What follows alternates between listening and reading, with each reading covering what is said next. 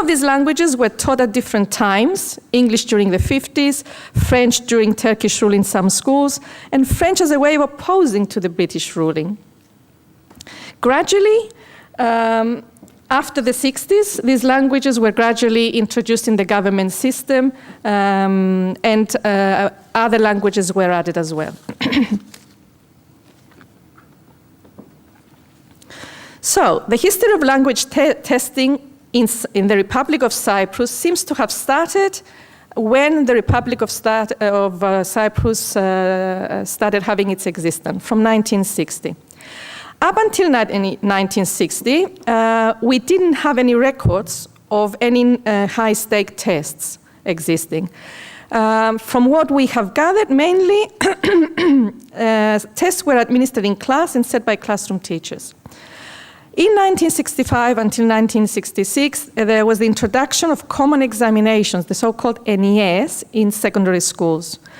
In 67, there was an addition to that, introduction in addition to that of the university entry examinations. And in 2005, up until today, they have been unified, both of them. So students sit for the Pan-Cyprian examinations, some of them for their school leaving certificate, and others for that, as well as for an entry in a university.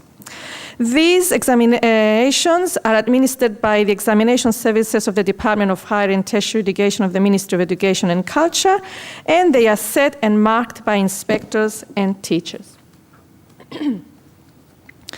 The first finding, therefore, is that most research and publications in the Republic of Cyprus so far have been done in education in general. Little has been done about assessment in general, or language assessment and testing in Cyprus for that matter. And I give some names that you are probably familiar. Pavlos Pavlou, Sophie, Niki Christodoulou, Chris Alexander, and Dina Tsangari are some of the people who have in recent years dealt with some research in this area, but there's not much. So I guess one of the findings is that we really need to do something about that. The main resources, therefore, were the examination guides that I have used in this presentation. The examination guides are the main tangible sources, documents that exist. They are published by examination services of the ministry. And they are guides for the students or for whoever wants to know what the examinations are about. They give guidelines of the content, and also in recent times, not from the beginning, samples of exams. For this paper, I focused on two things in relation to these examinations. I tried to find all the copies, all the possible copies, and the first copy I came across was a copy of 1978. Then the copies are missing, and they start again in 89 up to the present day. It wasn't easy to find, not even in the examination service. One can't find the whole series. I was glad that some people in Cyprus do individual search, and they are interested in collecting and having their own archives. So I found the most complete series that I could find in an individual's archive. And I would like to thank him publicly for that. Andreas Makridis is a philologist, and he's retired, and his whole 5-level house is archives of all sorts of different things. It's amazing. Okay, so this is the first one. I'm going to do a diachronic study to show you how they developed since 78. And the second one, I focused on 34 2009 examination language papers and did a sort of a typology and see what they have in common, what they have differences, and what should be done in the future. So the first one, the historic, the diachronic study, You can see on the very left column the dates starting from 1978. In the second column, you've got the languages that were gradually introduced as being tested.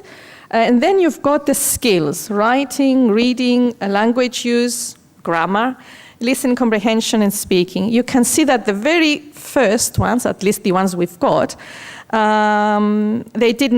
only had writing and reading. And in those columns, which we are not going to look at thoroughly, but maybe in a publication you will have the possibility to see in details. You see the changes that have occurred in the future, but I will sum them up in the end. So we see that up until 1988, it was only English. Then French, German, and Italian were introduced.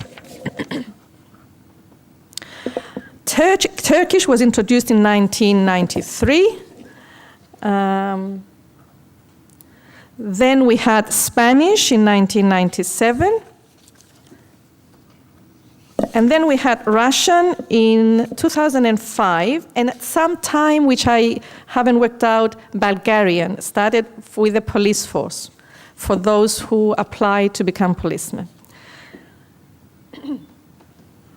So, the main characteristics of these high-stake language examinations for school leavers and university entry from 1978 to 2010 are that they are based on high-stake examinations used elsewhere.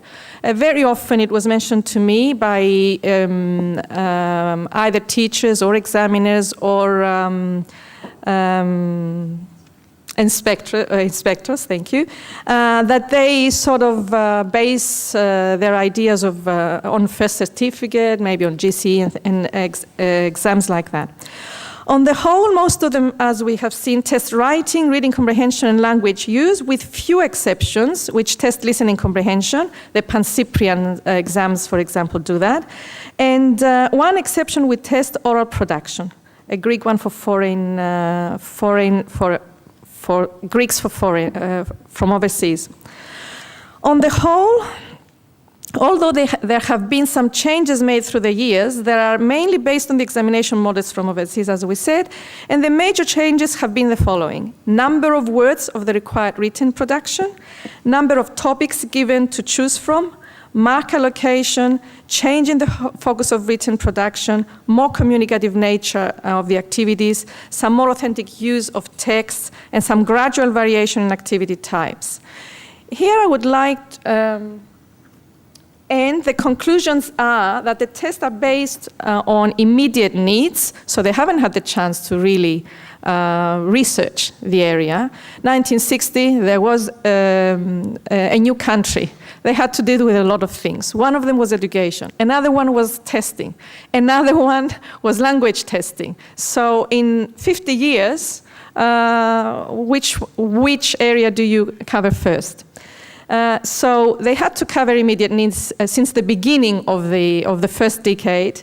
So they resorted to models from overseas, and as we have seen through the years up until now, all that has happened were minor changes and following those models.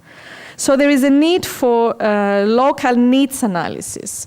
I think we've heard enough in this during this conference that we need to see who the examinees are and start from there. Do research on the testing that is happening at the moment. See what content it should be, why they are being tested, and so on, and not just take ready-made models. So they need to be updated, and certainly there needs to research needs to be done, and research has to sort of communicate with practices and vice versa. I have to say at this point that there weren't any universities for a long time in Cyprus.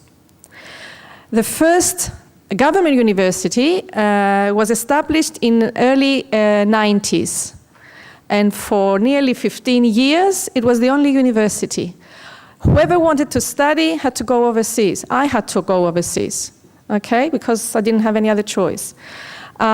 So And then very recently, in the last 5 years, another 6 universities were established, another 4 private ones, and another 2 government ones.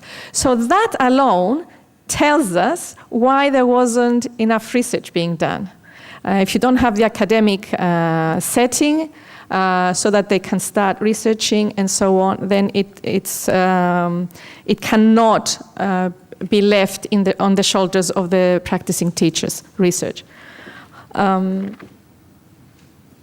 Okay, so those were the results that came out of the diachronic study. We move on now to the second study.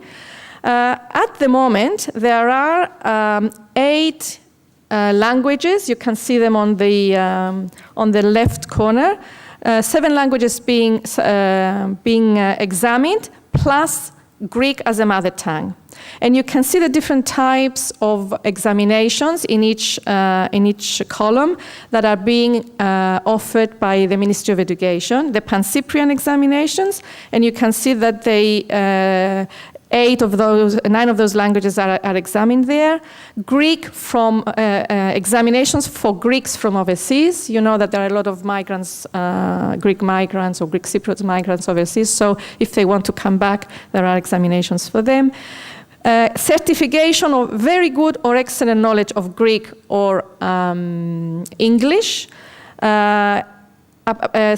Different examinations for people of public service of different scales for appointment purposes, police, again for appointment purposes, and government, semi-government organizations and municipalities. So the Ministry of Education prepares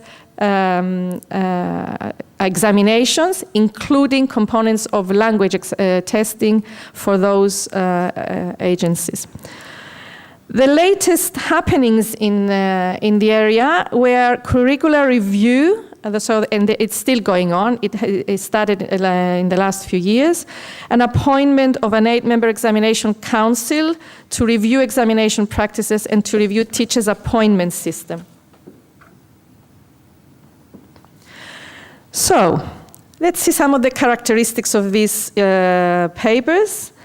We can see that there is, for example, 1 examination in Bulgarian, and we move on to 2 for Turkish, 2 for Russian, on to 5 in French, 6 in English, and 7 language examinations that we just talked about in each language.